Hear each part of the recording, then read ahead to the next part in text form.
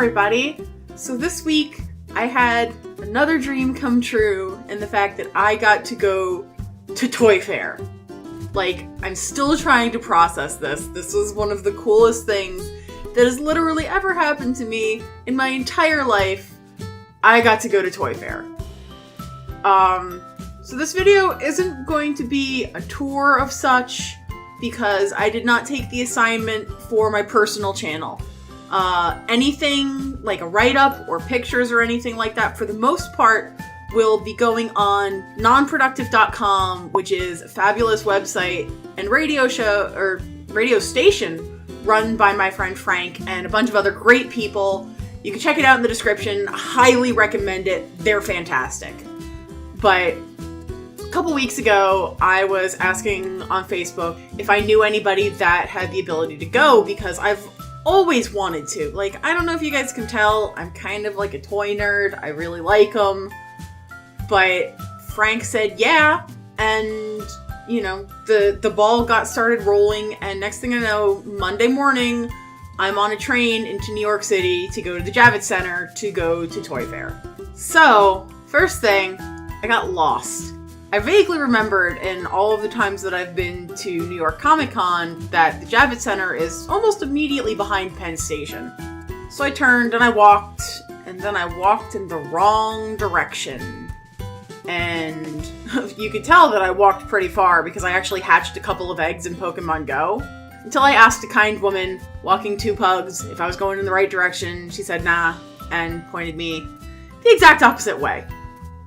So that happened. I finally got to the Javits Center, checked in with my press badge, and, you know, it was off to the races. I didn't really know what to expect. For those of you who don't know, Toyfair is an industry event. It's not like a convention. There aren't people going around in cosplay. It's not open to the general public. It's open to manufacturers, inventors, buyers, press, and I guess PR people that work with the assorted groups. And so I didn't really know what to see. I knew that, you know, the larger manufacturers, you basically need to be granted an audience to speak with or see their new products. So, like, there was no way I was going to be able to see Mattel. You know, our group does not have that big of a pull. My personal YouTube channel, as you guys can see, doesn't have that big of a pull. But, you know, I figured, let's go, see what's out there, see what's new, and just see what it's all about. And it blew my mind, like, genuinely. Like I said, I've been there for Comic-Con before, and Comic-Con had way more people. Like, just genuinely, the amount of people at Comic-Con is through the roof. You could actually walk around on the floor pretty easily without people bumping into you, running into you. But the vendors and exhibitors took up way more space than at Comic-Con. Like, every inch of the show floor was just wall-to-wall booths, which was amazing. You know, so you had your large multi-genre manufacturers, like you had your Mattels and your Hasbro and Ty and Melissa and Doug, different people, different companies for different niches of toy manufacture. And you had smaller mom and pop companies, people coming in with, you know, single booths, people that were exhibiting their hand-sewn 18-inch doll clothing, stuff like that. It was fantastic just to see the variety of exhibitors. I spoke with a couple, and I won't go into too much detail about that again because, you know, I have some press kits that I've gotten that I haven't been able to go through yet. I may be doing some work with them in the future. I may not. It's all very much up in the air. But what I wanted to talk about was just things that I saw and things that I thought were really cool.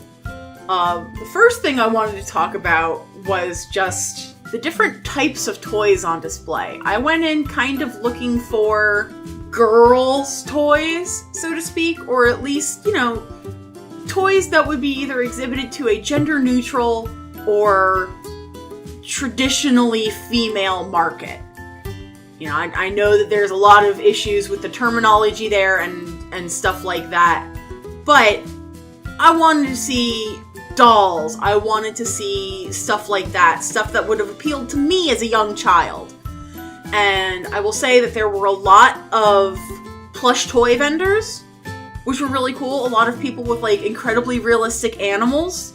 So not like cartoony teddy bears, but like, you know, teddy bears that look like bears. I'll put a picture from one of the exhibitors. This is one of their display animals, which I thought was fantastic.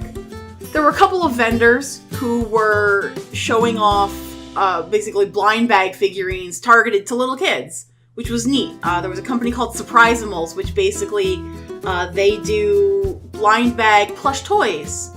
And that seemed really neat. I'd like to look for those in the future. Maybe get something going with them, maybe not, who knows.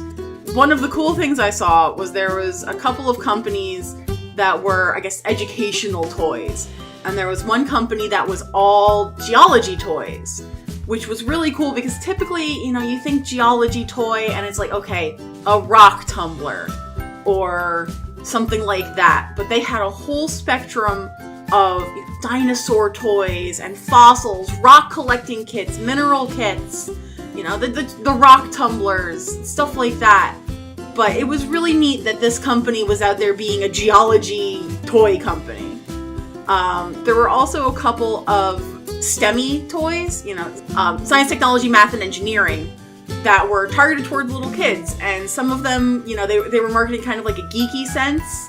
But the ones that caught my attention were Barbie kits. I guess they were licensed kits to basically have Barbie do science. And that's awesome. That's the kind of stuff that I want to see. One of my favorite dolls from my personal collection is actually Barbie on Mars.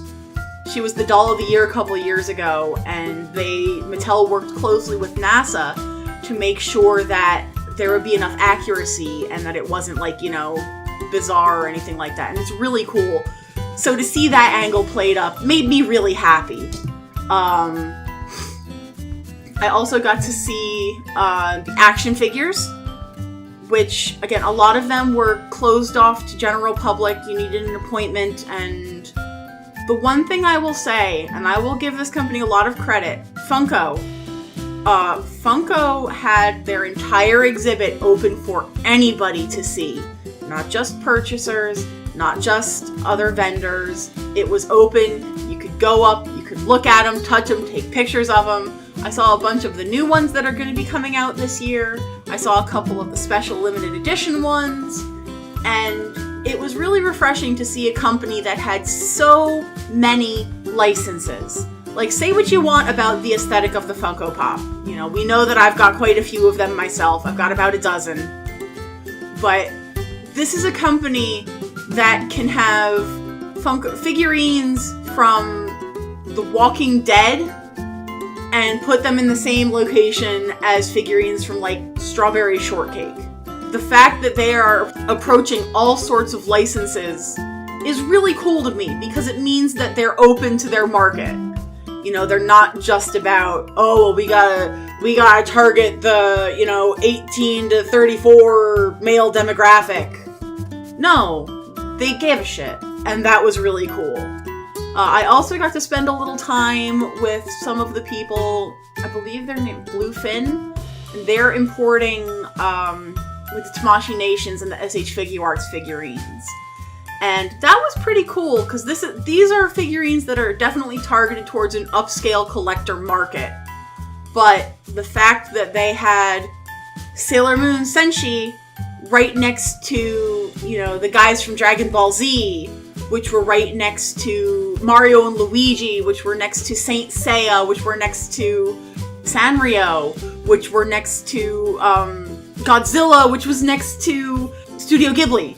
It was cool to see how a different country approaches that sort of marketing. I did not get to take anything home. You know, I didn't get any free samples. I did, like I said, I spoke to a couple companies, have some press kits, maybe some things in the works for some cool games coming up in the future. Don't know, you know, no guarantees, but it was really neat to see kind of how the industry works. And the fact that I was able to get clearance for this was just a dream come true. I will say the one free sample that I got, I was on my way out and there was a sports toy company handing out goodie bags on the way out. And it was a blind bag figurine of a hockey player. And I was on the train back to Jersey, and a woman and her son sat down next to me, and the little boy was so fidgety. You know, it's a small seat. He's sitting on his mom's lap, and he just keeps reaching for my ticket because he wants to play with the paper.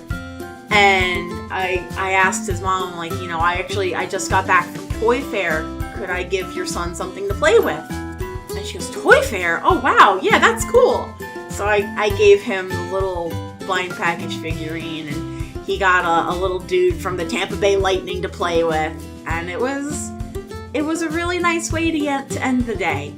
I'd love to have more opportunities like this in the future, just to see what new is coming. I've seen some of the larger stuff coming out from other YouTubers, other blogs, other people like that, and I'm interested to see more stuff from, like, Hasbro and Mattel, the big guns. I want to see, but to see some of the smaller creators, the smaller inventors displaying what they've poured their heart and souls into was really kind of cool, and it kind of gives me a little bit of hope for some of the stuff that we're going to see for the future of toys. So if you guys have any questions about Toyfair, like I said, I was only there for a couple of hours on Monday, but let me know down below. Leave me some comments. I'd be more than happy to talk more about this. I don't think I have any NDAs in place, so ask away. And I will see you guys next week. Take care. Hey everybody, thanks for watching. If you liked what you saw, leave a like or a comment, and for even more, hit that subscribe button. Thanks so much, and I'll see you in the next video.